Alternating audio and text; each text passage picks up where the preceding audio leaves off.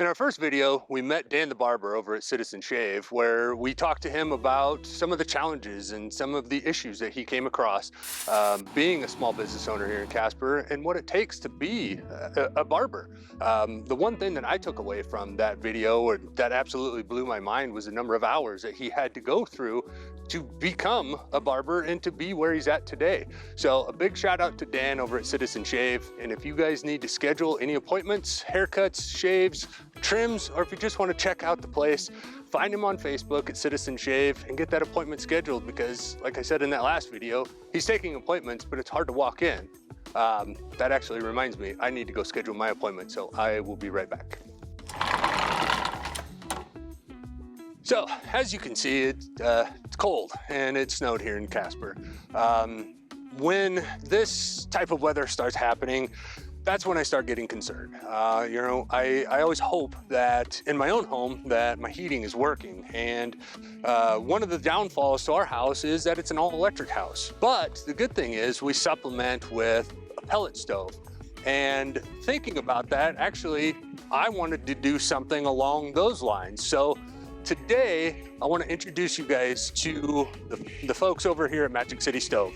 They service, they install, they provide top-notch service to anybody and everybody that have fireplaces, pellet stoves, whatever else you guys need. So let's go inside, get warm, and let's meet the guys at Magic City Stove. Today, like I said earlier, it's cold out and it's snowy out, and we are now with Drew over here at Magic City Stove. Drew. Yes, I'm Drew. I've been here going on almost 7.5, 8 years. This building here, Steve, the owner of the company, Magic City Stoves and Fireplaces, he started the company probably about 35, 36 years ago. Oh my. Has it always been here at this location? I think he was downtown at another spot for a little bit, but he's been at this location for at least 35 years. So what was the reasoning behind starting Magic City? So he was just coming out of high school, and he's always kind of been an entrepreneur. Oh wow. Always wanting to find a way to make some money, and he started going door to door, offering to sweep people's chimneys. Oh my goodness. You know, I mean, that was a need that needed done, and it was something that he could do, and so he'd go knock on somebody's door and offer to sweep their chimney, and it just kind of grew from there. Wow. So, you know, it started out as a company that he would just offer service. You know, he'd fix chimneys and sweep and. So does he still do stuff like that? Does he offer chimney sweep? Oh, absolutely. Does he still go door to door? No, he doesn't. We don't go to door to door. Thank goodness we don't have to do that anymore. That's not something that I would enjoy doing. It's a lost art, let me tell you. It is, and you know, you knock on somebody's door, if you don't get shot, you know, with the Ring cameras and things that they have now, they know who you are before, and they'll holler at you. Yep, absolutely. But, no, that's one of the core aspects of our business, is we still do the in-home service with the maintenance and things like that. That's great. In fact, one of the biggest things that I'm running into right now is people that are moving into Casper from out of town, or being a realtor, you know what the market is like. People buy a new house, and the first thing they want to do, one of the selling features of the home obviously is the fireplace. And so that's one of the first things they want to do, is they call us and we go out and take a look at it. Have it inspected, absolutely. Have it inspected, make sure it's safe to use. Now a lot of times, most people don't realize this, but a fireplace is just a regular open brick fireplace. They're very inefficient. They suck all your hot air out that you spend a lot of money, either electric or get the gas company trying to heat your home, and it sucks it all right out when you light a fire for that ambiance. So that's one of the things that we do. I mean, right now here we're in our pellet room. Pellet stoves? Okay. Pellet stoves, they're a great alternative heating source. A lot of people put one of those in if they've got a cold room in their house, if they've got an addition. You know, there's just always just some spot in the house that's kind of colder than the rest. Absolutely. And so this is a great way to heat that at an economical price. And a lot of people actually turn their furnaces down or off and use that to heat your home. I have. Since we have electric baseboards throughout, we focus primarily on our pellet stove because, I mean, that pumps in so much heat where the baseboards, they take forever to heat, and we've replaced them. We've upgraded our baseboards, and they just cannot keep up with the square footage that we have in our house. Well, and you also know how much it costs to pay that electric bill when you try to use those. Yes, I do. So, Rocky Mountain Power. Yeah, I feel like you should own stock in that company if you have baseboard heating in your home. So these pellet stoves, how easy are they to maintain, or how often do you have to? Is it something that us as regular homeowners, is it something that we can clean, or what is the maintenance schedule for just a basic pellet stove? There's homeowner maintenance that you as a homeowner would need to do. Okay. Basically just involves cleaning. You can see this one here that's running. So part of the process of maintaining a pellet stove is cleaning the ash. Okay. The cleaner they are, the more efficient they are, and the longer they run well. Annually, that's where we come in. Then we would take care of sweeping on the pipe. If your chimney goes up through the roof, then we get up on your roof. And the big part of that is a safety inspection. You want to get it inspected every year. Make sure that, especially if it's going up through your roof, make sure that the flashing is sealed. Yes. You know how expensive it is to replace a roof. I do. And that's one thing you don't want to have to do. Exactly. Especially if it's your fault because you didn't do maintenance on your stove. Yes. The insurance is not going to be too happy with that. No. But yeah, they're very easy to maintain. Okay. How often should the homeowner clean their pellet stove? Once a week? Bi-monthly? That's the other thing about a pellet stove. There's good pellets and there's not so good pellets. Okay. The better quality pellet that you burn, the less cleaning you're going to have to do. Okay. So a lot of pellets, the cheaper pellets, less expensive pellets, they shovel a lot of dirt or bark in with them, and so they leave more ash, more clinkers, that kind of stuff, which require you as a homeowner to have to do more maintenance. Okay. And that would explain. So, when we first got our pellet stove, we didn't know anything about the type of pellets. We didn't know the quality. Right. We just thought a pellet was a pellet. Well, obviously it's not, and we did buy some of the less expensive pellets, and man, I was cleaning. You thought you were getting a good deal. Basis, and the soot buildup on the glass. It was ridiculous. And what type of pellets do you guys sell here? So, because this is what I buy now. The best pellets are a Douglas fir pellet. Okay.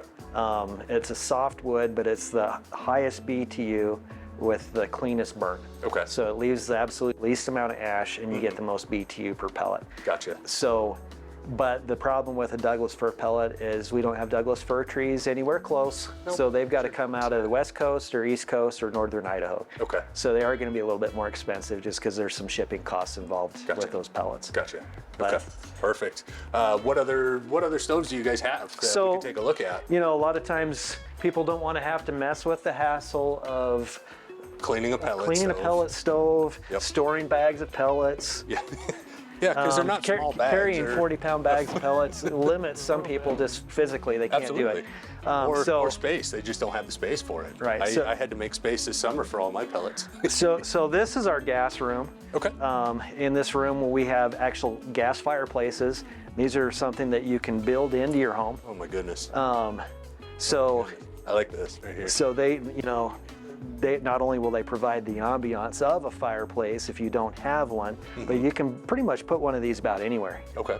If you can get a gas line to it, we can probably figure out a way to put one in for you. Okay. And you guys do all the installation? We do all the installation. We can do the whole project from start to finish, including doing some kind of the masonry work or whatever you want to do on the wall. Oh, the tile walls. Yep. Oh, you guys do that too? We do all that. Yep. Wow.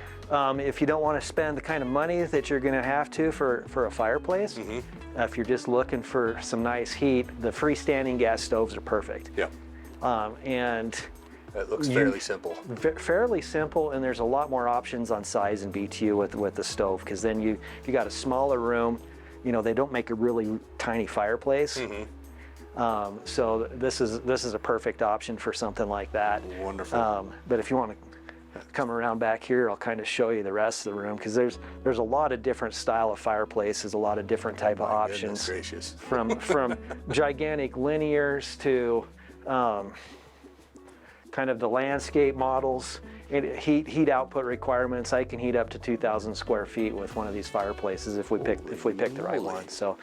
Goodness gracious. The thing about a fireplace is not only does it become a feature of your home, but it also increases the value of your home. Absolutely.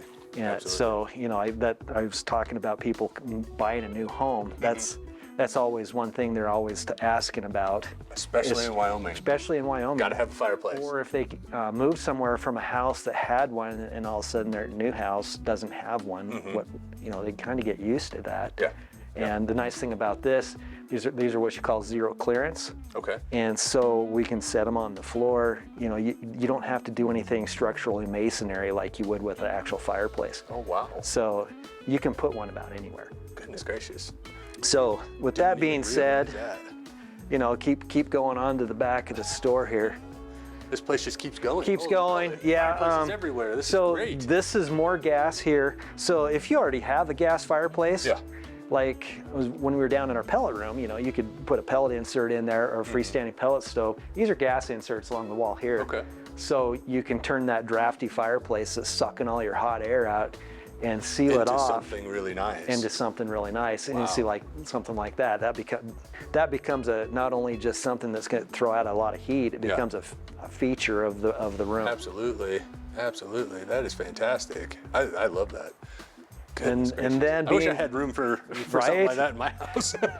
Me too, actually. I have a pellet stove and that's it, but I've got room for that. I've got a freestanding gas stove. Actually, that one right there against the wall right there is the one I have.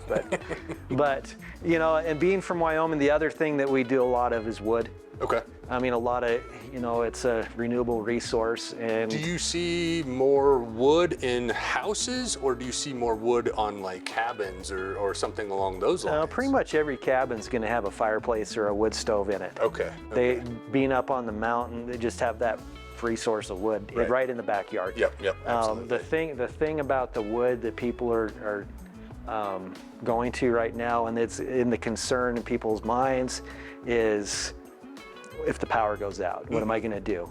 Yeah. With what the world economy is doing with gas and oil products, what happens if they shut off my natural gas? How am I going to heat my home? Absolutely, and those are concerns. And those are legitimate concerns. For sure. And with a wood stove, you can burn. You don't have to have electricity. You can cook on a wood stove. You can heat your house on a wood stove. So absolutely. So do you guys sell the cords of wood here, or? We don't. Okay. There's other local people in town that source wood. Okay. Okay. Most people, I think, there's a few people on like Casper Classifieds and Facebook and stuff like that, but most people I know actually take a family trip and go up to the mountain somewhere and haul down a cord of wood. There you go. Remember doing that as a kid. So what do you got back here? It looks like accessories and accessories, parts, anything that you might need for a wood stove or pellet stoves back here. Okay. The other thing that is picked up a lot lately is electric. We sell a lot of new construction, electric fireplaces, and lately, within the last couple of years, a lot of electric inserts that go into, instead of like a gas insert or a pellet insert, because they can get kind of expensive. Yeah. But still, you want some ambiance, you want to be able to seal off that drafty fireplace. That's true. So people throw in an electric insert. Yeah, well. So you get the ambiance and. I still like my pellet stove because my electric bill in the wintertime is awfully high. So for something like that would not work in my house. It doesn't work for I everybody. do love it though, because you are correct. It does have that nice ambiance, especially with some of the lighting and everything, and that looks fantastic. Right. Do you get? Are there any other requests? I mean, because we see here we do anything, pretty much anything to do with a hearth we can do. Okay. So. Whether it's mantles, whether it's building a tile pad to set your stove on. Gotcha. We do all of that in-house. I mean, obviously we don't build the mantles, we source those out, but we have access to them. The other side of the business that a lot of people don't see, I mean, I do the sales, and so I can talk a lot about the features and the benefits of everything that we do. Right. But we have the service side. Okay. So being a small dealer like we are, you know, that's one of the things that we do is we provide full service for everything that we sell. Gotcha. So we can do all warranty work. Wow. We have all the parts that we need to repair the units that we sell. So that's kind of our bread and butter in the summer and the winter time, you know. Where That's always nice. That way, you know, the consumer isn't having to call somebody else. You know, they call you and go, well, who do I need to call? Well, you have to call the manufacturer. Well, and that's the thing. You buy something buy something like at Home Depot or Menards or something like that, and it breaks. What do you do? Yeah. Well, you either go buy a new one or you have to call the manufacturer, and most of the time it's hard to get a hold of the manufacturer. Exactly. If you get somebody that live on the phone and then have somebody that actually knows how to troubleshoot and knows what you need, and So when you schedule the maintenances, are assuming that the gas ones, is there a lot of maintenance that's involved that the homeowner has to take care of? No. Pretty much the homeowner, it's an on-off deal. Click a remote and turn it on, or turn up a thermostat. Annual maintenance, yes, because you still want to do a safety inspection and a cleaning. Gas products leave a residue from burning the gas, so that needs to be cleaned. In the summertime, you know, you get little critters, moths, millers, spiders, those kind of things. Little bugs. Yeah. If you've ever looked underneath a gas stove, or you'll see all kinds of stuff in there. Some things that need to be cleaned out. Gotcha. And then wood burning, it's just once the log burns, clean it out and throw a new log in. Wood burning does create the ash, so you got to take care of the ash. It's a little bit dirtier than pellet because pellet's enclosed. Every time you open a door on a wood stove to put a log in, you get a little bit of fly ash. But there's certain types of stoves, like the Vermont castings, ones that we sell, that have an awesome top load feature.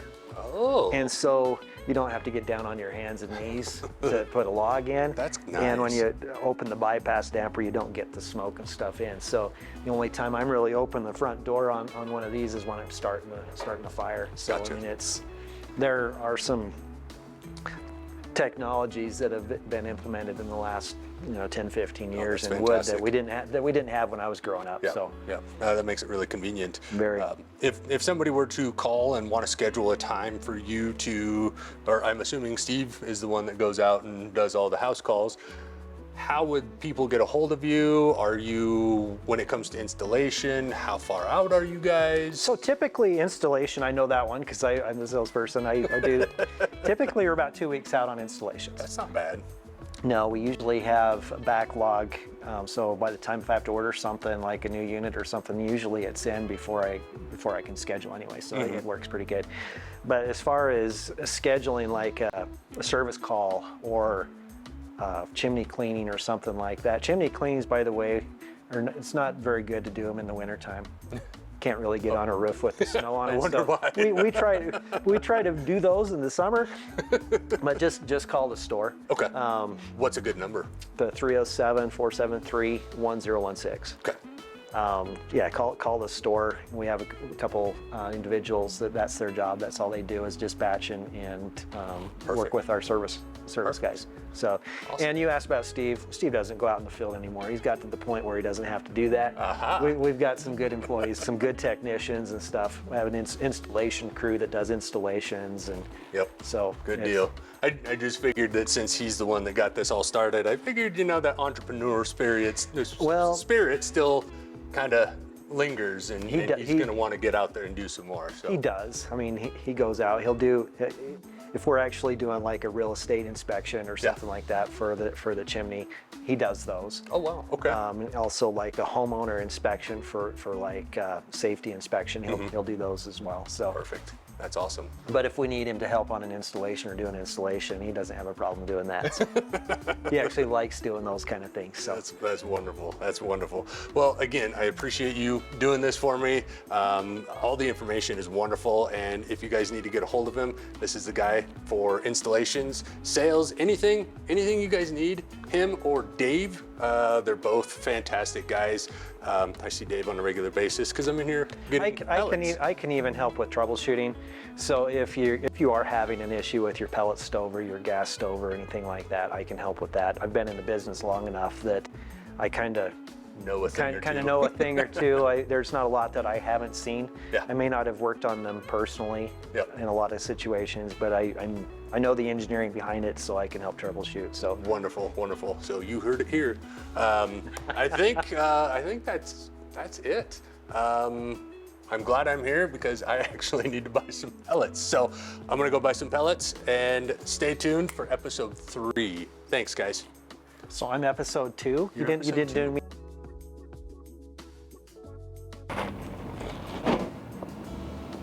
So today we're at 1041 Goodstein. It's over 4,100 square feet, and it consists of 3 beds, 2 baths, and it does have an unfinished basement. And as you can see, a 3-car garage. It's got some amazing features that I want you guys to see, so let's go in and take a look. So here we are at 1041 Goodstein. It's 3 bedrooms, 2 bathrooms. It does have an unfinished basement, but man, look at some of these features. We got all maple floor, got glass railing, and in the last segment, if you watched all the way up to this point, you saw the interview with Drew over at Magic City. We have a gas fireplace. So guess who can help you service that? So besides the fireplace, a couple of the other features that I really enjoy is the guest bathroom has all marble tile, and it also has a standalone tub, which is fantastic. Back here is the master bedroom and bathroom. You have to see this master bathroom. Top-notch finishes, all glass walls, and some of the greatest tile that I have ever seen.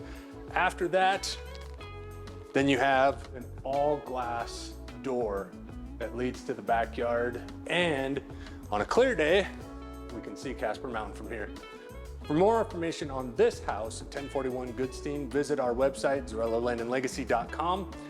To see the whole tour video, visit our YouTube channel, United Country Real Estate Zarello Land and Legacy.